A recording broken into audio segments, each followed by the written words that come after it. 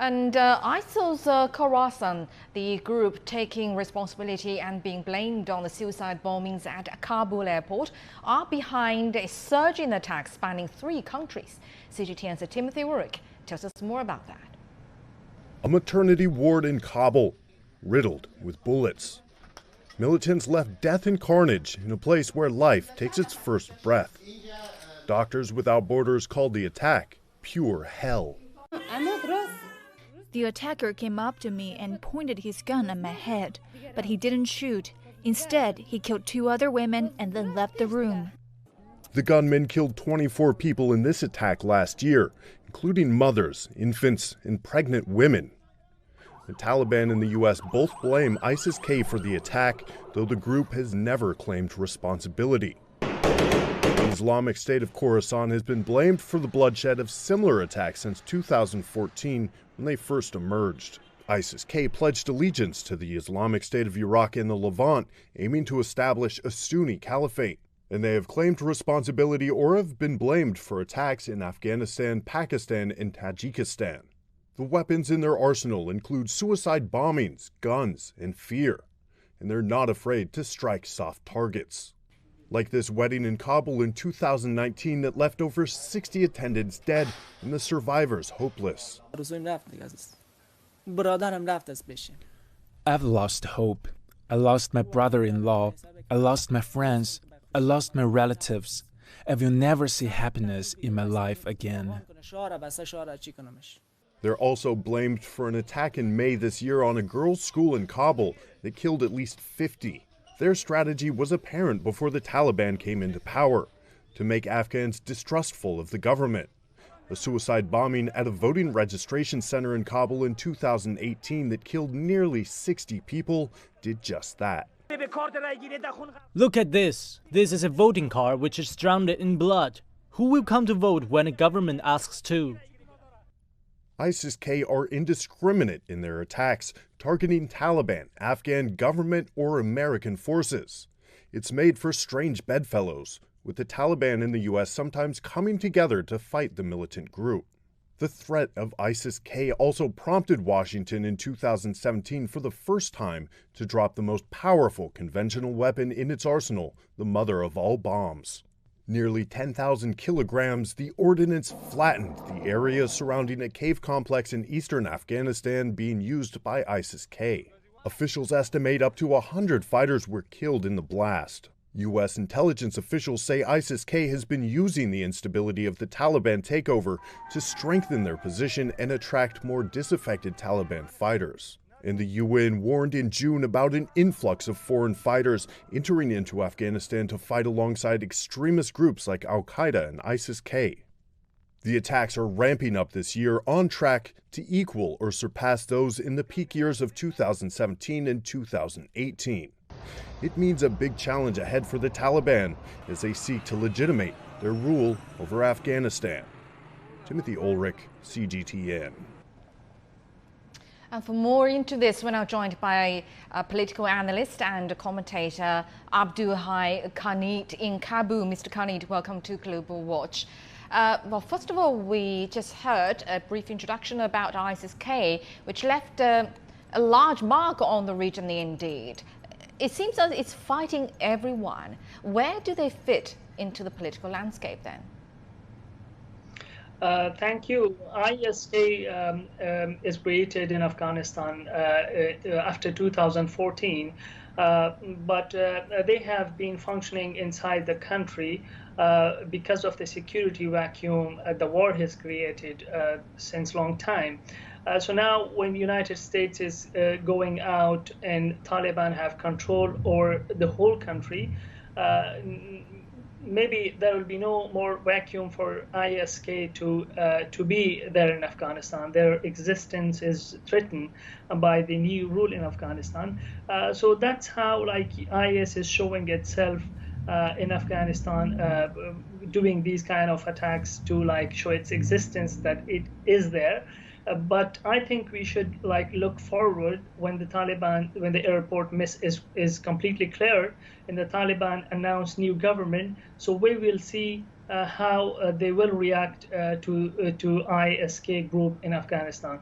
Indeed, but as the introduction says, that ISIS-K actually strengthened themselves by using the instability in Afghanistan. So do you think the chaotic situation now, politically, economically, in Afghanistan will make ISIS-K stronger? I was saying this before, that the security vacuum because of war in Afghanistan has actually given a space to ISK to come to Afghanistan and function here. But ISK is not like other groups like Taliban or other militant groups. ISK has no base in Afghanistan. Their ideology is not acceptable for the majority of people. And I think they would not be able to operate inside Afghanistan. But it was that security vacuum which was giving them a space to function inside Afghanistan. Now, when that security vacuum is going to be filled in coming days, when the new government is announced and recognized by the international society, if there is a good cooperation between United States and regional powers with Taliban, I think that there is possibility the Taliban can deter attacks like this in Kabul and other cities of Afghanistan, and even attacks like this in the region in other countries.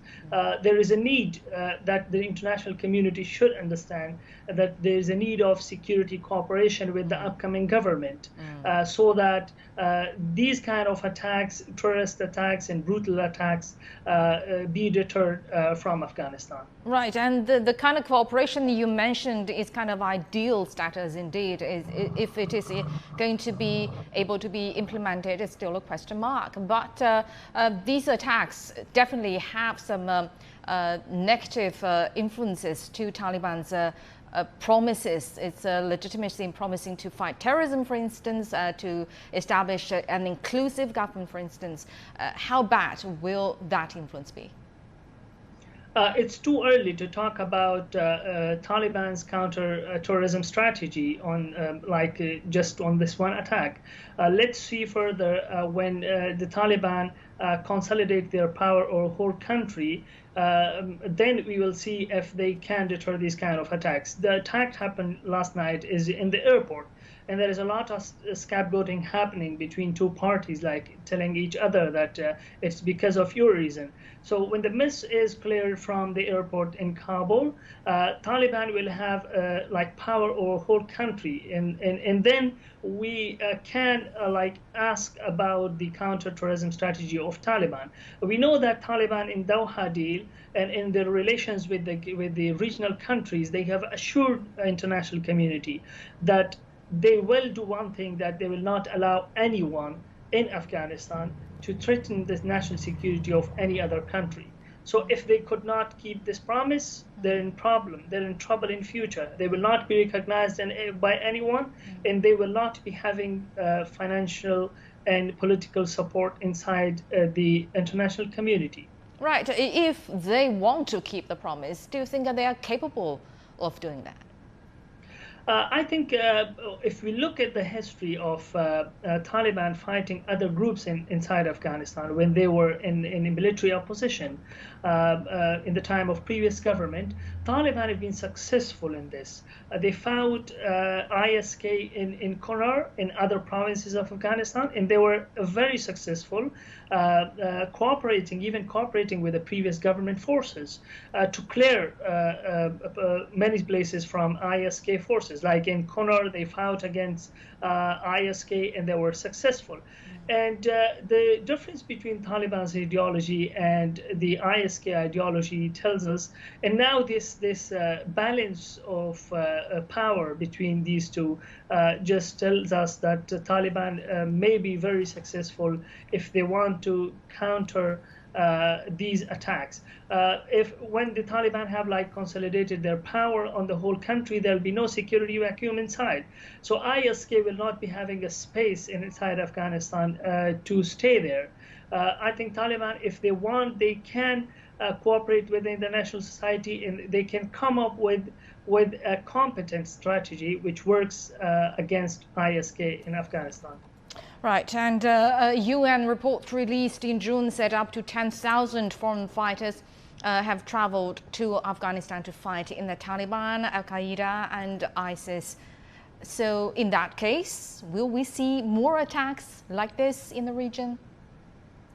Look, the Taliban have promised the international community that they will not allow these people to function inside Afghanistan, especially those like TTP and other organizations who were claimed that they are in Afghanistan, but they are threatening security of the regional countries.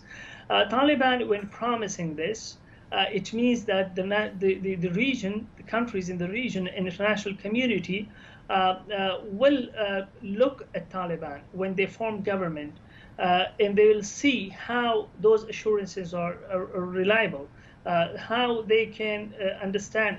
They will try to understand that how Taliban are keeping their promises which are made to these countries. I think Taliban understand that if they do not cut their ties with these organizations, no one will assist them economically and politically, and that's what they need. They need international legitimacy. They need financial assistance and aids to run Afghanistan in future. And they have this experience of these things from their government in 1996.